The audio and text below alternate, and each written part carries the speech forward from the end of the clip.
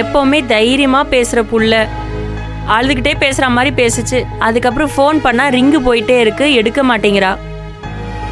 Phone எதுவும் புடுங்கி வச்சிருச்சோ பைத்தியங்க.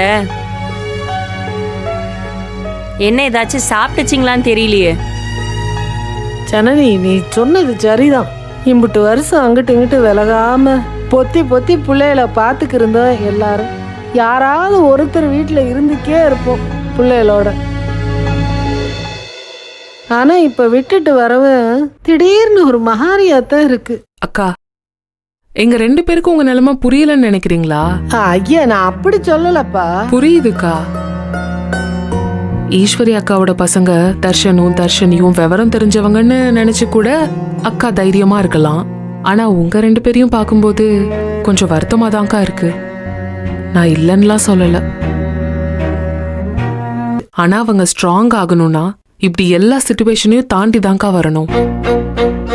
பொதுவாவே எனக்கும் ஈஸ்வரி அக்காக்கும் இருக்கிற வேவ்லென்த் ஒரே மாதிரி இருக்கும். உங்களுக்கும் நந்தினி அக்காக்கும் இருக்கிற வேவ்லென்த் ஒரே மாதிரி இருக்கும்.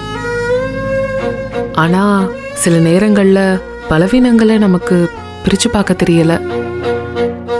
நீங்க பல வருஷமா அந்த வீட்டுல வாழ்ந்ததால உங்களால அந்த வீட்டை விட்டு வந்ததை ஏத்துக்க முடியல.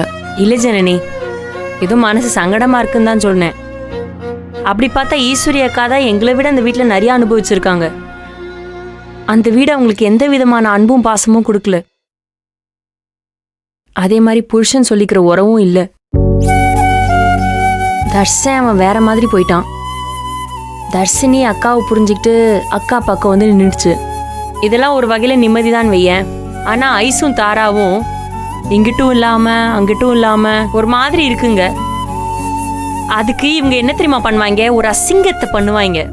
அந்த பிள்ளைங்களை குழப்பி அவங்க பக்கம் இழுத்துக்கணும்னு அலையும் அந்த கும்பலே. ஒரு நேரம் இல்ல ஒரு நேரம் அதுங்க மனசுல ஏதாவது தப்பா தோணிடுச்சுன்னு வையேன், நாங்க வாழ்ற வாழ்க்கைக்கு அர்த்தமே இல்லாம போயிரும். அக்கா, நான் ஒன்னு சொல்லவா? நானும் ஈஸ்வரி அக்காவும் வேணா இங்கே இருந்துக்கிறோம். நீங்க வேணா வீட்டுக்கு போய் குழந்தைங்களை பாத்துக்கிறீங்களா? ஐயே ஜனனி, நாங்க சொல்றதை நீ தப்பா எடுத்துக்கிட்ட. நான் சொல்றதை தான் நீங்க தப்பா புரிஞ்சுக்கிறீங்க. நம்ம ஒவ்வொரு தடவையும் ஒரு முடிவு எடுத்துட்டு வரோம். அந்த முடிவுல இருந்து நீங்க முரண்படுறீங்க. அதை நீங்க திட்டமிட்டு செய்யலங்கிறது எனக்கு தெரியும்.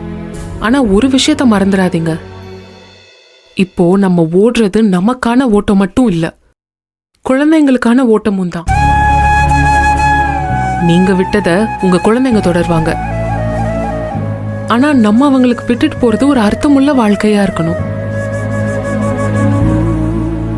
அதுக்காக தான் இந்த போராட்டமே. புரிஞ்சுக்கோங்க.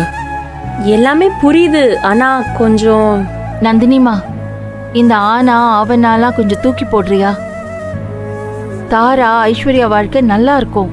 இந்த இஃப்ஸ் பட்ஸ் இதெல்லாம் இல்லாத வாழ்க்கையை அவங்க வாழணும். அதுக்காக கொஞ்சம் நாம சிரமப்படணும்.